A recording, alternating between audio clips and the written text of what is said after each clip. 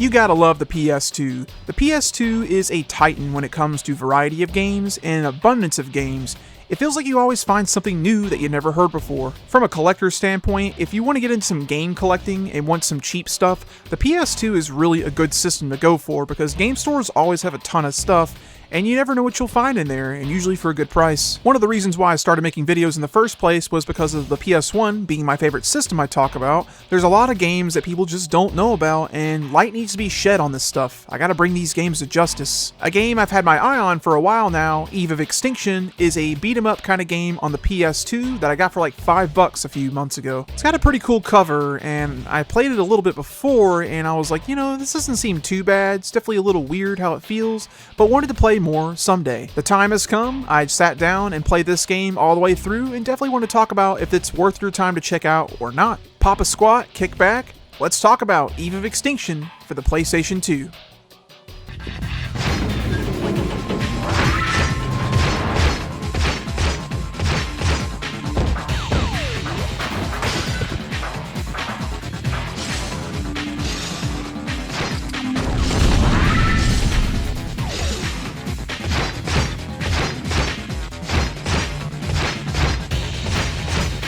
Josh, pick up the card key.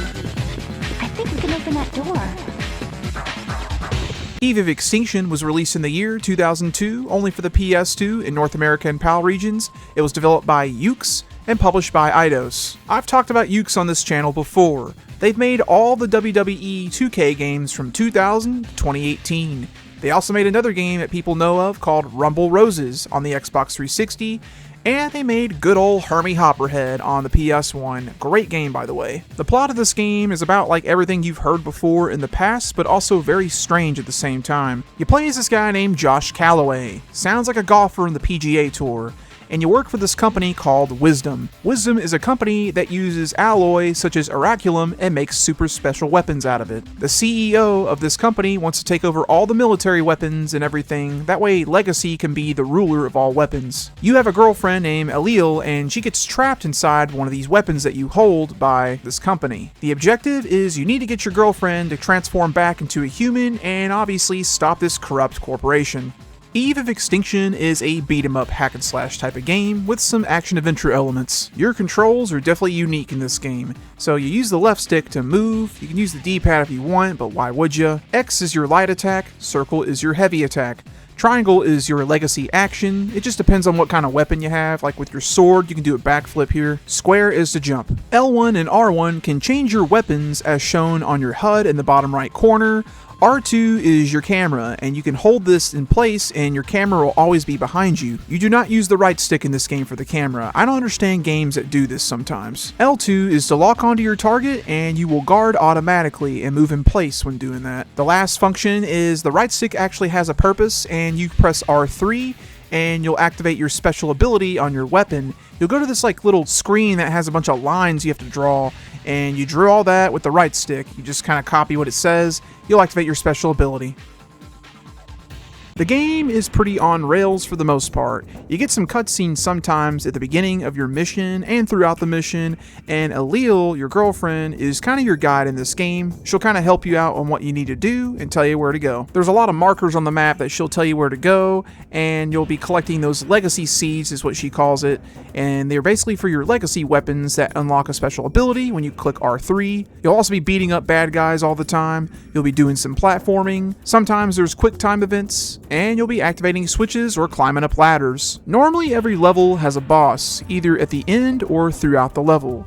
You have a lot of enemies you fight and they respawn all the time, and truly this game is not very hard at all because it's very forgiving. You get a lot of health, and even if you do die, you just go back to a recent checkpoint. You also can save just about anywhere you want in the game. There's not too many pickups in this game. You'll find these data modules all the time from killing enemies. All this is kind of like, I guess, lore or information about all the stuff in the game. That's about it. Sometimes they'll drop health or legacy meter replenishments. The big one you'll come across are the ley lines. These heal your health all the way up, as well as you can find these ley seeds, as I mentioned earlier. Your weapons is definitely the focus of what they wanted to do in this game. You get a lot of weapons. You get like over 10 different weapons in this game. When you find the ley seeds, they come in blue and red in every level. you can activate the special ability, and they definitely vary depending on what you're using. You start with your sword, and this one right here, as you see, it can do a fire damage on enemies. Your rod here, this big staff thing, it actually activates a lightning storm, and you can even use this on this whole generator area to access a door. This one's very useful. The crossbow you get at one point in the game, you can use this one, and you can actually heal yourself slowly and reduce damage. Very nice. Kinda cool what they did here. I really appreciate all the power-ups you have with these weapons. Throwing another bone on top of the weapons, you actually can upgrade your weapons by doing battle. You have like a little bit of an RPG system here with this stuff, and they do more damage, so it's kind of encouraging to use your weapon over and over. There's a lot of platforming sections in this game, and other functions too, like you'll be climbing up ladders, grabbing ledges, and even swimming underwater. Grabbing ledges is kind of weird, so you only can grab a ledge if you don't have your weapon equipped, so you have to unequip that. But there's also platforming sections where you need the rod to do a high jump, and whenever you do the high jump on certain sections, then you gotta swap over with L1 or R1 to just your fist to grab the ledge. It's very hard to pull off this, and truly, I guess they wanted something skillful to be platforming here. I don't know. It's just very questionable. It's definitely no Assassin's Creed or Uncharted here. I mean, it's pretty clunky, but you get used to it after a few times. I do want to show this example here. When you're in the forest towards the end of the game, there's this section that seriously, it's probably one of the most challenging platforming sections ever in a game. You gotta jump, and then you gotta go switch to your other weapon, the snake thing, and you use the grappling hook on that. It's a lot harder than it sounds, trust me, and when you fail, you fall in the water and retry again. Took me about 15 minutes or so to get this down. There's a good bit of variety of environments in this game. You start off in this like dystopian city, reminds me of something from Galarians from the way it looks. Then you go to Chinatown, and that's a cool level to go through, has some interesting stuff there. You even go through a forest and some ruins, so I at least appreciate the variety in scenery. The combat in this game is definitely the big meat and potatoes here, and I mean, it's alright. It's not bad. It's definitely like beat-em-ups from the 16-bit, 32-bit era, and just kind of brought to, well, the PS2 era. It just kind of translates over the same way.